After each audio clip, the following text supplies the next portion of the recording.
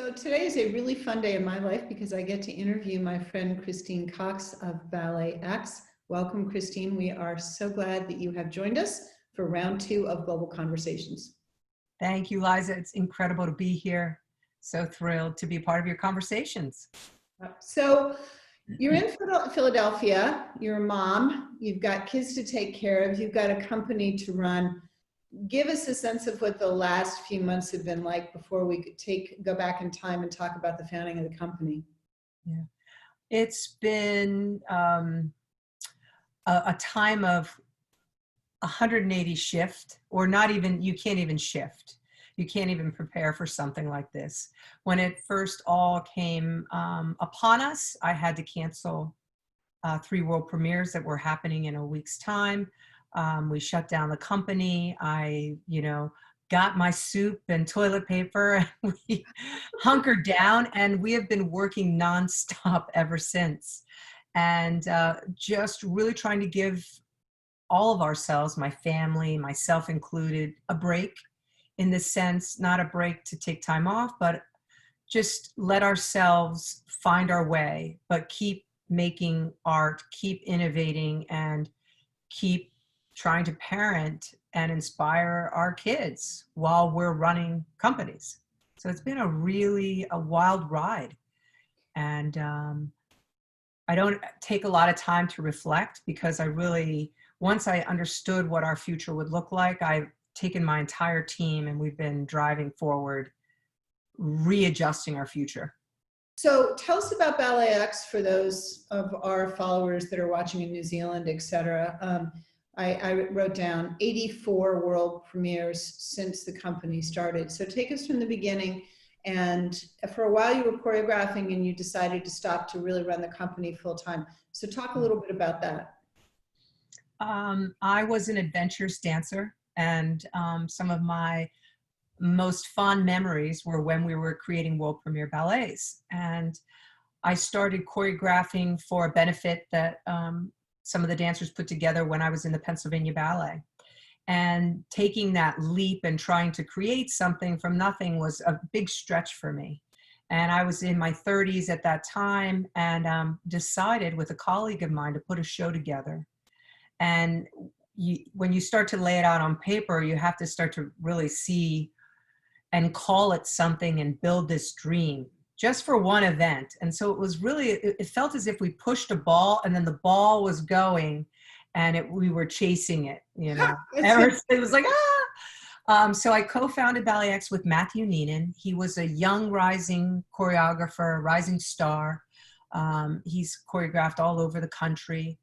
And together we would invite our colleagues, other dancers in the Pennsylvania Ballet, and put a show together. And then slowly that started to grow into something far beyond our wildest dreams.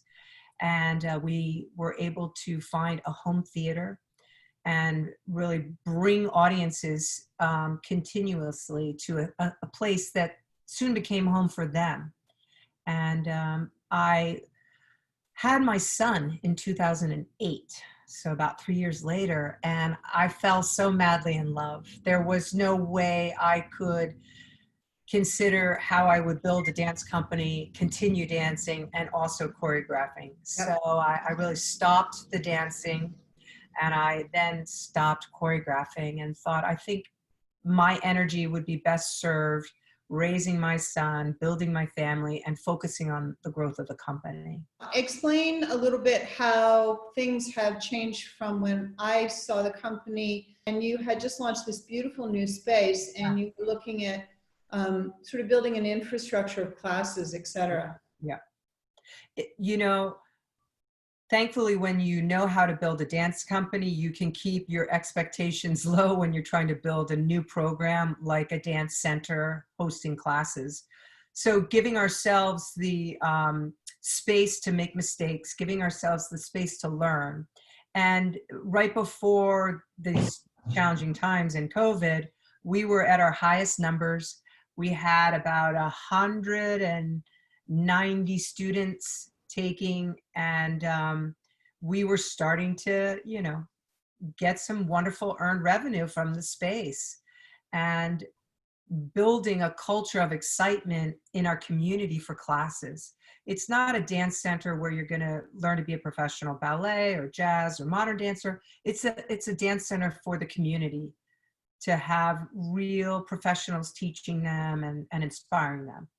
So when COVID came in and everything shut down, my response was, let's start to give back immediately. And literally a week after we shut down, we started free web performances of past commissions we've presented over the last 14 years. And then we started offering all of our dance classes for free. So we gave essentially 300 free dance classes to our community. And I paid all of my teaching artists their salaries, and was able to bring my dancers back on salary in May. So that's great. So they're not furloughed, they're not on hiatus, et cetera. That's fantastic. So let's talk a little bit about the different skill set required as the company has grown. You may have got an MBA in your spare time. I think you can do almost anything between 2 and 5 in the morning. But as the team has grown, as the staff has grown, what functions have you offloaded to somebody else? I have 9 staff. I have 2 marketing folks, someone on graphics, someone on general marketing. I have 2 development team members. I have an associate artistic director who runs the rehearsals. Okay. I have an associate director of operations. So I have 2 really amazing women on my right and left side that support my artistic director leadership and my executive director leadership. And I trust them with everything. And we're all learning and growing every step of the way. My MBA is running the company. I'm learning, as I go, and just trying to honor my passion for this art form and my love of the artists in it. And if I can be a voice and a vehicle for the form to inspire community to come in, that's really my. Well, I mean, you've definitely done that. I mean, you refer to them as super fans. I have never seen, everybody talks about audience engagement. The Wallace Foundation ran this big study about it. I was just like, just go to BalletX and watch Christine and her audience. It's a love fest every single time. I mean, it's unbelievable. Let's talk a little bit about 84 commissions over what is going to be coming up on 15 years. That's pretty extraordinary. And then the 9/6, the features, the short, the long, and how you're going to navigate the uncertainty of whether or not you can be live with your audiences. Yeah. So the past, we've commissioned 84 world premieres. And if I back up a little bit, I think it's important to note that my co-founder left. Oh, yeah. About 6 years ago. And that was really a challenging time for me. I was running the business of the company and he was creating beautiful ballets for sure. But I definitely had a knack for understanding how to grow it. And I remember when he left, I just felt, when you're doing it together, there's, I don't know, some type of shared, it feels like shared burden. Yes. And it was I was pretty scared because I didn't know that everybody thought I could do it, even though I was doing a lot of it. So that was kind of tricky. So in that transition, and I bring that up because I started to really notice that the works we were commissioning were really flat. And there was no depth, and we weren't putting any conditions on the commissions. Come and make a work. We have a blank slate here. But I started to shift and put a slight, could you make the work on point? We are BalletX. I want to see the ballet. The X is the new work. Let's see where the ballet can go, because I was looking at very few contemporary ballet companies in our country who were doing work on point. Yep. Yeah, I wanted to really differentiate us from other great companies like Hubbard and other dance companies that we were falling in the same lane, but I thought we would have some additional cachet if we could do some of the work on point, because we were trained, my dancers are trained to be on point. How do you curate the process between you and the choreographer and the company I mean, you're asking to bat 1,000. I mean, that's quite something. Yeah, yeah. Great question. Myself and the board and the team, we're looking at that, and we're actually we're in a strategic planning session. We're about to approve our next 3-year strategic plan. And we're talking about how we want to be a company, an example in America of how we can support creators, makers, choreographers, giving them more time, giving them more access to the dancers, and not just time, but, clarity, building dialogue, having making it okay to be daring and try new things within the parameter of understanding that there's an audience that we're bringing on this journey with us. Talk a little bit about the mentorship process. Yeah. And again, that's been my learning curve, and me finding my own voice as a director, feeling confident that I can start to mentor or give feedback. It's been such a long journey, but I'm producing these works, and it took time for me to bring my own voice into the studio that I've invited them to come into. And we could go on and on about why it took me so long. But now I really just try to be really clear. I want all of the choreographers to feel supported, and I really try to be straightforward with everybody about what I'm seeing when I'm experiencing the run-throughs and the work. Yep. And about 6 years ago, I developed a mentorship program, a one-of-a-kind in this country, a choreographic fellowship. So taking an established choreographer and inviting submissions from other choreographers emerging or wherever they wanted to be. Oddly enough, there were some who were well established that applied. And each year we've had about 50 choreographers apply for the fellowship. And so I pair the mentor and the mentee together, and they make works for the same program to premiere together. And my thinking was, even if you have a mentor, they still need to dive in to think about their work. Simply because they're in this role as the mentor doesn't mean that it's figured out, and we're always evolving. Yep. So my hope was in asking a mentor to come to the studio to talk with a mentee, and both of them exchanging their ideas, that I would get elevated work, that everyone was going up, and building connections and getting feedback. So the mentees have asked some of the mentors, like, how do you get gigs? How much time do you spend in the studio? Do you have an assistant? How can I go over here? So it's been really helpful. A lot of the questions that people are afraid to ask, women are so often afraid to ask because they don't want to, quote, look dumb. Yep, exactly. So it's not just help me make this work, it's how do I do this thing, this entire thing. I think that's brilliant. So I'm going to go back to what was supposed to be the first question. Do you have a creative vision for BalletX? You sort of told me, you're narrowing it down a little bit, more work on point, etc. I think you've got a strong sense of where the company fits in the landscape in the United States, and I really do think that may be part of why you've been so successful. But do you have iterations out 3 to 5 years of where you want to take the company? Works you want to do, themes you want to explore? I'm just curious.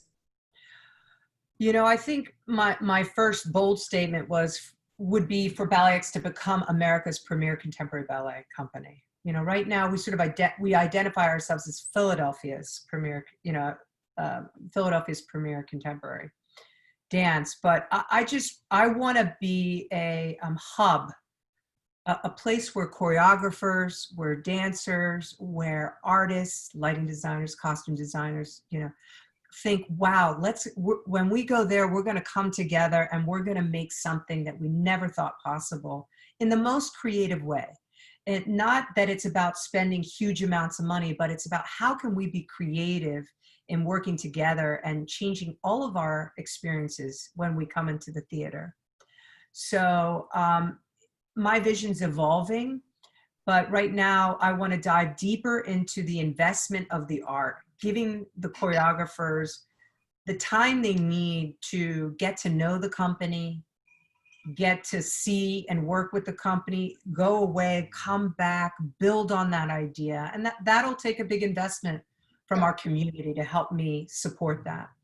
So I am, you know, for the past 5 years, I've done between 5 and 8 world premieres each season. And I don't think I've repeated one ballet in the last 5 years. So we're really a maker.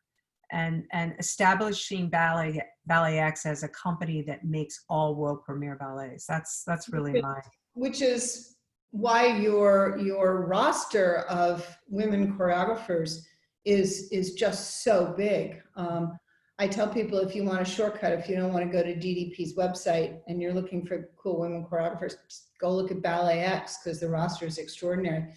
Can you talk a little bit about how you choose your dancers? And then how you choose your choreographers? And have you ever felt like, well, somebody's almost ready for us, but not quite, and maybe that's a mentee relationship? I'm not sure how that would look. Yeah, I've had the majority of the company for about the last 7 or 8 years. No, it's not a lot of turnover. So, but with each person that I bring in, there's small bits of turnover. I really try to look for individual artists. I'm really interested in humans moving. I'm interested in stories being told through their body, through their soul. So you don't have to have perfect feet, and you know, but I'm interested in hard work, in leaving personalities behind, in a sense, when the work's made.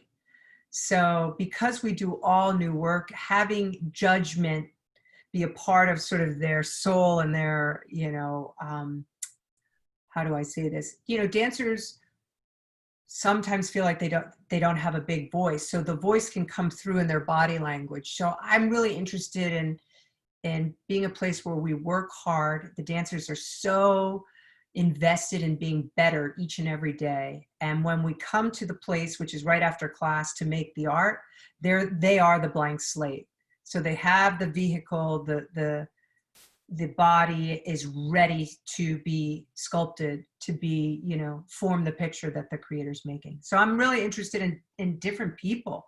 I don't want them to look the same. I like different colors of people. I like different sizes. But everyone has to look like an athlete. I mean, I'm not gonna, you know, I do like a strong, fit body, you know. We talked about this before because, and I keep saying this over and over again, so much of contemporary work looks completely wrong on itsy bitsy, skinny, teeny tiny little women with no heft, with no muscle. I love looking at strong dancers, muscles working. You know, I approach our work as if we're like Olympian athletes, and I use that metaphor a lot. And then in terms of the choreographers, you know, I'm in a wonderful position where choreographers are reaching out to me, and I also do seek out choreographers. And for me, I can watch a piece and the choreographer can have me in the first 30 seconds. It can be simply the way they use the phrase. And then I'm in. When I'm in and I'm surprised, I want to be surprised because I've seen so much work. And as soon as I can predict that we're going into the duet, and then the trio's next, and then the duet's the main couple, as soon as I can, you know, it's in my head, I'm bored. So I want it fresh. And even when I'm giving feedback to choreographers, I say, just surprise yourself. Favorite dance memory? The Cowgirl in Rodeo, Agnes DeMille. Favorite ballet generally? Is that the same one or a different one? You know, I mean, call me old fashioned and people can't stand it, but the Nutcracker, I mean, the Nutcracker was where it all started for me when I was 10. All right, sweet or savory? Sweet. Sweet, all the way. Sure. I'm going to hit you up right away with guilty pleasure. Guilty pleasure is a root beer float. Oh, there we go. Okay. Broadway, West End? Broadway. Okay. Dream travel destination post-COVID? Thailand. Really? Yeah. Just you and your husband with the kids? All of us, yeah. Romantic tutu or pancake pancake tutu? Oh, great question. Pancake. Rubies, emeralds, or diamonds? Rubies. I'm just bum, bum, bum, bum, bum, bum. Performance or rehearsal? Performance. Beach or mountain? Oh, good. Great question. Oh, I'm both. But right now, mountains, because we have a place in the mountains. You can totally have both. Graham or Cunningham? Graham. You and I have been friends and sort of allies for a while, and I've asked you this question before, so I'm going to circle back to it. Mm-hmm. Overall, how to move women, underrepresented voices in general, forward in the art form, and secondly, what do you think Dance Data Project could do, or could do differently, or just keep going? I mean, one, I want to thank you so much for your work and for founding this company to be a voice for us. You know, it's really hard. I don't know that it's natural for women to go out there and defend themselves. I'm a strong woman, and yet I still struggle with, you know, who I am as a leader sometimes. I don't struggle, and I'm not even articulating well, but I grapple with where we are in the world. So the Dance Data Project has been really an incredible, you're breaking open this glass wall and you know, this glass ceiling, you're breaking it, and you're allowing people to look at what is really happening. And you're so courageous in doing that. My part is where I can support, I can create equality in terms of who I commission. I can create equality in terms of who I hire. So, you know, with everything that's going on in our world right now is finding balance, finding a balance of voices coming to the table. Can we just keep it equal? Yeah, and I think the trope I hear over and over, which I think is a false dichotomy, is, well, if we hire women, we're going to worry about filling the seats. And I think that's 100% false. But you hear it particularly with big companies and over. Well, we'll do this thing with women or voices of color over here, and it's tiny. But then the big thing, the money maker, is going to be this well-known male choreographer, and sometimes it works, and very often it just doesn't. The other thing that I'm really seeing, and I really want to push back against, is the same stories told over and over again. I think you're exactly right. We live in a bubble, so and we operate. If you're continuing in it for generations, you're operating in that bubble. Having the confidence to do something off, you know, take the fork in the road, go a different direction. You know, I personally would never commission a new Romeo and Juliet or a new, you know, I think we have enough versions of Swan Lake, Giselle, Romeo and Juliet. You know, they're beautiful, they're exquisite, they're classics. But if I'm going to commit to making new works, I'm going to commit to new stories. So we've been doing that. I've commissioned 5 full-length ballets, and all of them are completely new and different. You know, one was called Beast, about the evolution of man.